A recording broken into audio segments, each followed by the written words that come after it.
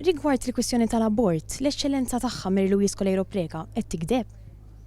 Tittajt lila, ma nafx qalet l-eċċellenza tagħha.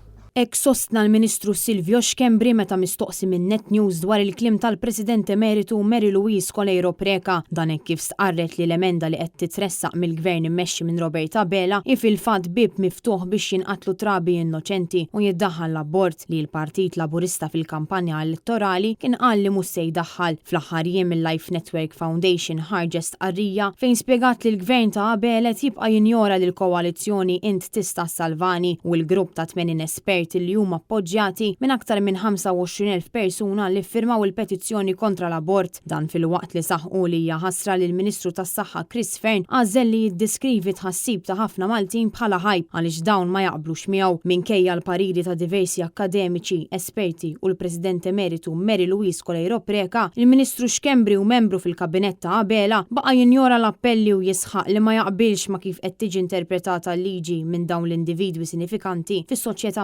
Maltija. Ma naqbilx mal dik l-interpretazzjoni fuq dik il-liġi. Il-Gvern ta' Robert Abela qed jiġi mħeġġeġ biex jikkonsulta mal-esperti fil-waqt li jżomm mal-weda tiegħu li ma jintroduċix l-abort f'pajjiżna. Iżda l-Gvern għadu qed ikaxkar saqajh hekk kif dawn l-appelli sissa qed jibqgħu jaqgħu fuq widnejn torox.